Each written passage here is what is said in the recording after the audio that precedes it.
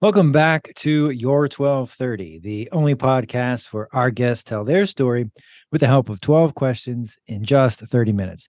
I'm your host, Mike Salitro, and today we are really thrilled to be joined by Brandon Thomas. Brandon is an entrepreneur, a flipper, an investor, and a CEO. I love that bio. Welcome, Brandon. We are excited to be speaking with you. Thanks, Mike. I'm very happy to be here too. I'm always excited to tell my multiple stories, and I'm so looking forward to this chat. That's nice to hear. And kind of with that, short and to the point bio, if you meet somebody that you don't know or run into somebody in the street, what do you tell them you do or how do you introduce yourself? So I have a multitude of things that I do, but I would say to keep it very brief, I just tell people, "Hey, I'm in real estate, and we cover all functions of real estate." If you have some house that's on the street that has squatters in it and you need us to get them out, we'll get them out. If you have a high end mansion, on 200 acres and you need us to list it, we'll list it for you. I like that answer because what it made me think of, I'm writing down my notes here, is that if there's a problem or there is a situation that needs to be solved, you can help your client or your potential colleague partner get to where they want to go or eliminate some headache they might have, whether that is acquiring a property, listing a property, trouble tenants. So I guess getting to that point takes experience. It takes time. It's trial and error. How have you been able to evolve a career into multiple avenues in real estate? Time and troubleshooting to keep it brief. We have just learned over the years, what does work, what doesn't work, and then just slowly, building a snowball of knowledge of different avenues of real estate that you may not have known in the last few years, and you know some things become more popular than others in recent years, and you just got to pick up on these trends and just go with it. But at the same time, you have the old stuff that people are still dealing with, terrible loans from 2006, 2007, 2008 that are still coming to light today that some newer agents might not know about. But if you've been in this game for 10 plus years, you know that there's still some crappy loans out there that were going on. Yeah, and with the time, with the ability to do multiple things, we've talked a couple times off camera and off mic, and one thing that struck me is that, like myself, you do multiple different things in the real estate field, and I feel that maybe I'm expanding my circle, but most people, when I tell them that a few years ago, meet with, well, how do you do that, or what is that like, or are you not good at any of these things? Why do you do that? And now I think that as we've seen, as we're talking, the market has certainly shifted, if not tanked, in a lot of areas. That having the ability to kind of pull different levers or have different areas of focus is really helpful in a real estate market like this. So, seeing that you kind of have a similar background, how often or how do you get received when you kind of mention that there are these different avenues that you explore and that your business is not just kind of the straightforward brokerage approach, or it's there's multi-pronged to the real estate problem solving that you uh, offer. Yeah. It's funny because whenever you see it as there's the traditional real estate agent role, and then you have, the investor role. And to me, going the investor route, like it's so much more sexy. The investor side is the way to go. And anytime that I have any sort of conversation with a real estate agent, they're so intrigued with the investor side that they just want to be, how do I get there? Everyone wants to be an investor. No one wants to be a real estate agent, for their whole life. Don't get me wrong, there are people out there that kill it. They're so good at it. But once you become an investor, it's hard to go back to being a full-time realtor. And I think that's the way that everybody just they want to get there. If you're in the real estate industry, you want to be the investor. You want to have properties, You might not want to be a landlord, but you want to have properties, but you can always have someone else do all that, toilet stuff for you.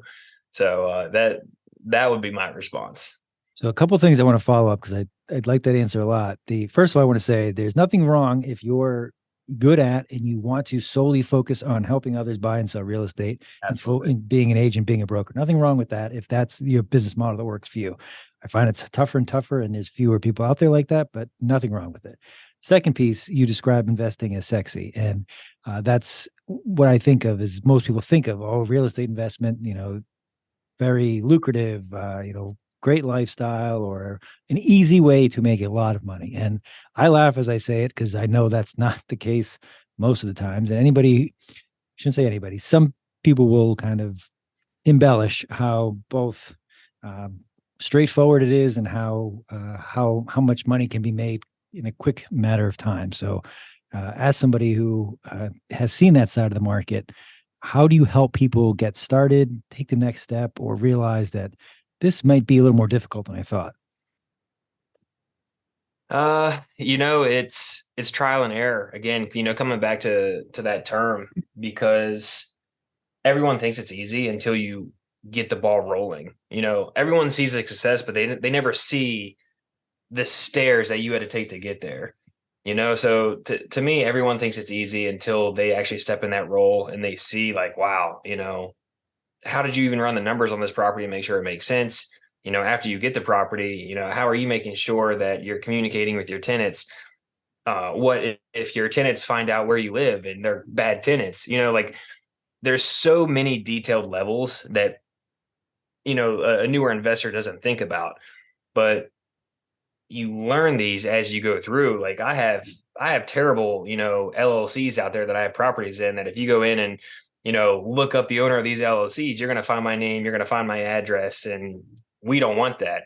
So kind of taking a step back here, we had to kind of restructure our entire, business pyramid essentially, to where, we have now registered agents, for our LLCs, to where like it's their name and info on everything. We have holding companies now. We're in the process of setting up trusts. So that whole entire like aspect alone, can scare a lot of people. But once you get past that and you've, taken your punches to the face, it gets easier.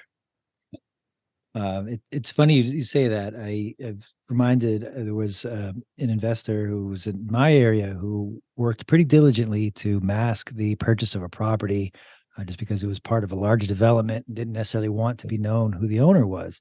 And so I was doing some work, and the registered agent was an attorney's office. I called the office, got somebody in the office, and just happened to ask, said, "Hey, notice you're the registered agent for this. Did so and so buy this property?" Yes, but I'm not supposed to say anything. And so you can go through all of those steps in, setting up LLCs, setting up corporations, setting up entities to kind of mask that. But it's always the weakest part of the fence. The weakest link there can give it away. Somebody who just happens to answer the phone, just saw that paper, had no, should not have answered that question. And I didn't do anything public with the information, but it confirmed what I was looking for. So it is Yep. good to do those things, but Yep. there are still, as you said, you set them up originally one way. They can be found. They can be. There are ways to kind of get through that. The other Yeah, thing I absolutely. wanted to ask you about there, uh, kind of running the numbers, understanding what a good investment looks like. How how do you do that, and how do you help someone who might be a money person, but they don't know what a good investment is, or somebody who has a good eye for investment, but they may not have the capital to get into one. Um, I mean, there was a couple questions there. Sure, sorry. Stepping back, stepping back into running the numbers piece. I built a calculator that is, oh my goodness, I got to brag a little bit about this calculator. It Please is a do. beast of a calculator. And anybody that DMs me on Instagram that watches this show, I'll give it to them for free. So maybe that'll give them a perk. Maybe we have a selling point here to help boost this podcast out there to people. But I have a beast of a calculator, man. I mean, you can it breaks down from Airbnb properties to multifamily, mobile home parks, apartment complexes. It has a fix and flip feature. It's a beast, and it's all through Excel. So I built this whole entire thing, man. I'm super proud of it. I thought about monetizing it, but I like to just give it away for free to, people who are just trying to get started, because it helps a lot. It helped me a lot. I still use it to this day. And What was your second question? Now I gotta take a I step think back. I think you actually you can go, but you nailed them both because I asked how you run the numbers and then how somebody who wants to get started can do that. So the Oh yeah. calculator helps both of those. Yeah. Um, Well, to keep feeding off of that though, I mean, to me, man, like networking with people who have been in the game goes a long way. And if you are a real estate agent, I actually just did a video about this today. If you're a real estate agent and you're brand new and you're trying to build your business and you don't have money to get leads, I want you to just go into Google and type in sell my home fast, whatever town you're in, and you're going to get 5 or 6 web pages of wholesalers that are just, racking in these leads of people who just want to sell their homes fast. Well, I'd say probably, I mean, off the leads I get, 75% of these leads are retail leads, people who just want way too much for their home. They're not in any sort of distress situation. They just don't want to deal with a realtor. They don't want to deal with commissions. So if you're a brand new agent and you connect with these wholesalers and you just bring them some sort of value, like maybe they need help with pulling some records on the MLS, and you're able to just like have that, that value to them, man, they will give you these retail leads like no other. I've gotten a few leads that way, and then all you got to do is just come to these sellers with the objection, of showing them the value that you bring to the table as a real estate agent and how you can get them more for their house than what they'd try selling it themselves. Man, once you get past those objections, it's gold, and you'll just be racking it in. You're gonna love wholesalers. so I want to ask you about wholesaling on the back end of this, but I don't want to. That is such excellent advice, especially in the real estate industry. Somebody who's starting who doesn't know who to call, what to do, is just waiting for somebody to proverbially knock on the door or to come to them with business. That's a really good way to one the networking piece to figure out who is active in the market, which neighborhoods might have multiple properties for sale, and then specifically, as you mentioned, the bringing value to the wholesaler there. It's, well, I'm new. What do I have? Well, you have access to the MLS that maybe they don't have access to, or maybe you are familiar with a different geography or a different, potential buyer buying pool that can kind of mix and match there. And then, as you said, the wholesaler has no interest in dealing with commissions, dealing with somebody who's looking to for top dollar in their home. So there's the synergy where they can work together. That's really good advice. And outside of real estate, networking and understanding where you can be valuable to somebody else, as opposed to please help me. I have nothing of value to give to anybody, Hmm. is much stronger position to be in. So Yeah. that's really good advice. The wholesaling piece. What does that mean for those who are not as familiar? And how are you involved in that? Sure. So I mean, it varies state to state. There are different laws in different states on whether or not you can wholesale. There are ways to get around those laws, not in a legal way, to say the least. Essentially, you have to buy the house and then resell it in the states that don't allow assignment fees. Um, but to take a very high level, wholesaling is when you negotiate a price with a homeowner. We'll say, for example, 100,000. You say no matter what, you're going to get 100,000 for this house. Then you take that agreement that you have with that seller, and you go and shop it out to other investors, or maybe you already have a buyer lined up, and you're going to tell this buyer, hey, I'll sell you this contract for 120,000. They agree, you sign, and then you go to the closing table, and essentially you just made $20,000 in an assignment fee.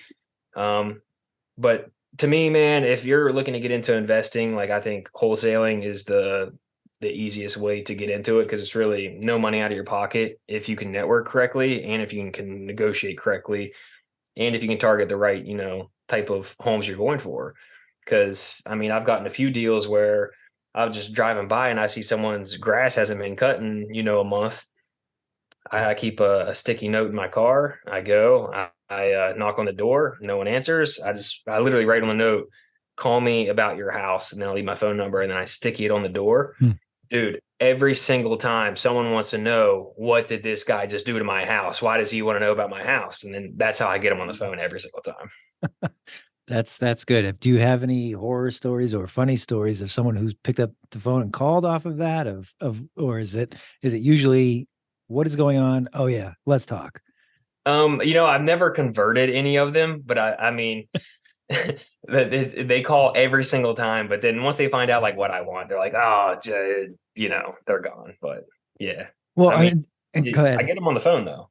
I was going to say that's the important thing. You get the phone call, and then more is, even if it's not working out, that you are mining a lead generation source, and you're not deterred by, well, this person hung up on me, or this person's not buying, so this whole system's not going to work, or I don't want to do any of this. That it's getting told no is part of the process.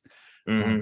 With the wholesaling piece, I want to bring up, you nailed it when you said being able to basically put together a deal and negotiate, because that's what it is that if that seller could find their buyer, or they could go out and make a deal come together, they don't need you. But that's your expertise as a wholesaler, of finding a distressed, undervalued, or need to be moved property, and then putting it together with a buyer that they probably could not have found each other otherwise. In your example, that $20,000 profit doesn't exist because Yeah, they don't exactly. need that middleman. So having that expertise is what makes that go. So very good explanation, and you nailed it as far as how putting that deal together works. Uh,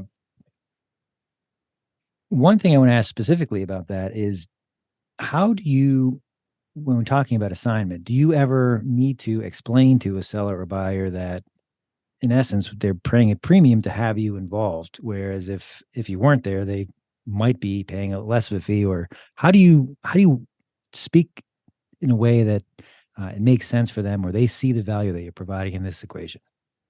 Uh, from a wholesaler's perspective. Yeah. Sure. So generally, whenever I'm negotiating with them and I'm talking about a price, I usually say, hey, you know, I think I can get you this at this amount. If I can get you more, would that be okay if I shop this out to some of my investor buddies to see if they would pay more? And they're usually like, oh, yeah, that's fine. That's fine. And then, essentially, I'll go and I'll shop it out, a little bit higher.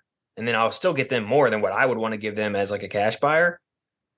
So it's a win-win for everybody. So like, for example, for the 100,000, if I go shop it out to someone else for, say someone pays 125, well, I'm not going to go and, take that 25K. I could, but I'm not going to, man. Like wholesalers get a very bad rap of being very unethical and just really, tearing down, people in bad situations. And it comes down to, what's right. And if I told this person, like, I'm going to get them more, like, I'm going to get you more, like, yeah, I'm going to still get my fee. Maybe I'll take like 15,000. I'll give you an extra 10,000. We'll bring you up to 110.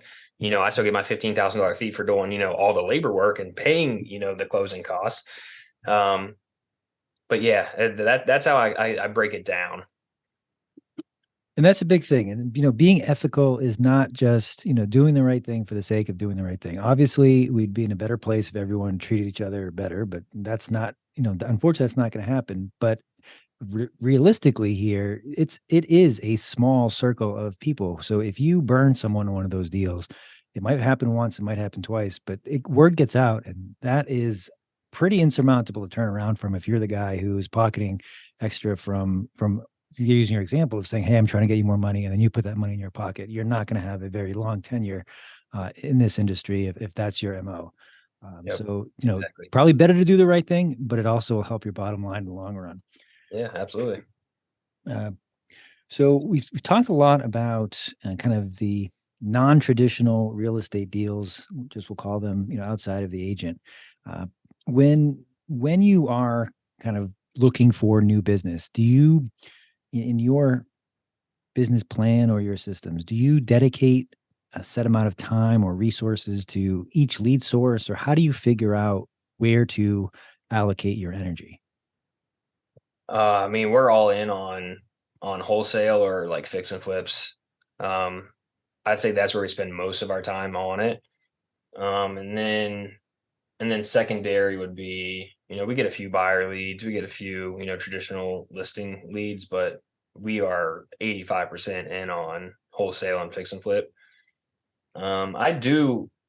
I will do like direct to agent as well. If I see something on the MLS that's a large like commercial apartment complex or a mobile home park or an RV park, I'll just call up the agent. I'm like, hey, I see this been on the market for 200 days. Like, can you tell me why? What's going on here? And of course, they'll start spilling sometimes, or or they'll act like a secret agent, acting like, I can't tell you this, I can't tell you this. But what they don't understand is, like, we're all in this together, man. Like, I'm trying to buy this property, you're trying to sell this property. Like, let's talk this out, let's work this out. And I had an agent last week that she had a, what was it? It was like a 72 mobile home park, and it's been on the market for a little over a year. And the price was originally like 3.2 million, and then now it's dropped all the way down to like 1.2, like in a year. I'm like, that's a big gap. Like, what's going on here? And so I called her, and we spoke on the phone for probably 45 minutes. She's running through every little detail of what's wrong with this mobile home park. And come to find out at the very end, of course, she said that this was an estate sale. This daughter inherited this mobile home park. It was not ran properly. They don't have records on anything. They don't have any leases, nothing for the ground rent, nothing. So it's just really down to like poor management. How it really, you can come in, scoop in, and just get it up to speed, and you're going to get the value back up. And we like to buy a lot of our larger properties creatively. So I will kind of negotiate the down payment to where maybe we can have the seller hold the down payment over a certain amount of years. So we've bought a few apartment complexes this way. And then I'll go and I'll get a commercial loan for the remaining 75, 80%, bring that to the table. So the seller's happy. They're getting 75, 80% down essentially from the commercial loan. All I'm asking for them to do is hold 20, 25% as a down payment over the next year. We'll give them interest. It's a whole amortization schedule that I submit with the offer, and I give them various offers on, you know, which one they want to choose.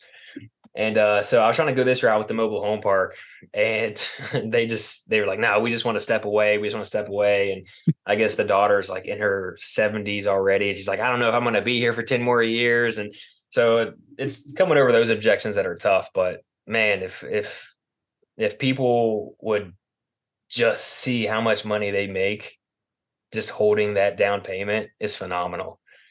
One of our apartment complexes, we negotiated this strategy, and I mean, we came to the table at $600 for clothing, at closing. Oh God, for clothing. And the sellers held the property. The down payment, the 20% second lien, is over 100,000, and we gave them 4% interest over 15 years. But I like to break out that number and say, hey, this is how much interest you're going to be making over that 15 years. So what you're getting for the property, you're actually getting this for the property with that interest tacked on. And once you put that in their head, they start thinking like differently. And then so whenever we got this property, we're sitting at the clothing table, and the seller was like, hey, thank you so much for this offer. Like, we had multiple offers, more than yours, and we chose yours because of this cool little tweak that you did to the offer. And she's like, with this interest, like, you're gonna be putting our kids through college, and we just want to thank you. And it was like, dude, this is next level stuff, man. So we just went with it, and now we can put an offer in almost weekly with this strategy. Well, that's a really awesome example to tie back to the first thing that we talked about, is kind of having creative solutions to people's problems or situations that they either are experiencing for the first time, don't have the expertise to figure out, or don't have the bandwidth to deal with. That it's like, I've done this. Here's A, B, and C. Here's why this is a good deal for you. Let me break, like, even just breaking out the interest. You might have the idea to put the offer like that, but then breaking out in a way of showing them black and white. Here is what the extra payment is going to look like over that 15-year term. And as you said, they're thanking you for coming in with an alternative creative solution. So that really is the, I don't want to call it the dirty secret in real estate, but the understanding, and that comes with time, experience, and knowledge, that there are multiple ways to do things, and that it's not just your traditional, here's $1,000 down for an offer. We're going to do purchase and sale, then only 9,000, and then we'll close the closing table. Because that's one way to do it. It is not the only way. And as you describe that, if I understand the situation they're in and ultimately where they want to go, how can I get them there fastest, quickest, with the best outcome for them? It's probably going to work out well for everybody, and that's going to be the best So really well done there. I also wanted to ask you, you mentioned different property types that you work with from multifamily, you've mentioned fix and flips, you've mentioned mobile homes. How do you think it's important to diversify in property type, to specify a certain type of asset class, or how do you know uh, what's a good investment strategy when looking at a type of property? Yeah. I would say it depends on your experience level. I know people that have jumped straight in and done syndications and 506Bs, 506Cs, that's, obviously that's like next level. That's a whole nother discussion. Um, and then I've had people who just jump in and they start house hacking. They buy a regular single family house and they rent out all the bedrooms, and their mortgage is essentially paid for by the other tenants in the house and they're living rent free. It just depends on your experience level. I like to diversify because that's how I learn. So like I wouldn't care about any of the stuff that happens of owning a mobile home park until I own a mobile home park. I'm going to understand every single thing about that mobile home park once I own one. So I'm not going to, realize that you don't actually get rent in mobile home parks. You get paid ground rent, and they own the trailers or mobile homes, or manufactured homes, whatever it is in your park. Uh, Obviously, you could own them, but that's just more maintenance, and I'm not really into that. And how it really matters on if it is city water and city sewage compared to having a septic and a well on mobile homes, because you're responsible for that, and those are huge expenses in mobile homes. um so to me, man, it's really just diversifying for learning.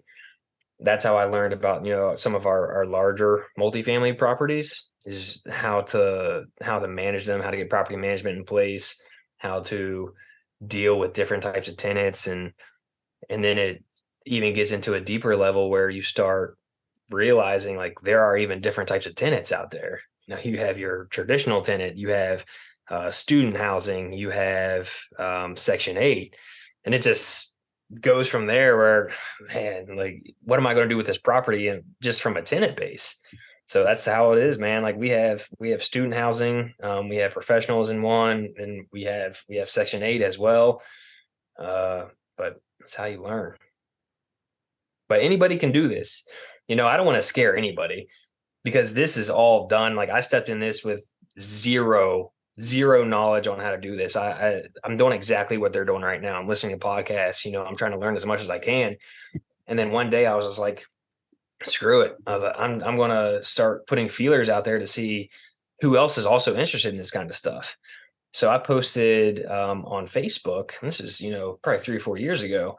And I was like, hey, I'm thinking about getting into real estate investing. I've been learning a lot about it. Uh, I'm really looking for, like-minded people who want to join me and potentially like partner together and, just go all in on something.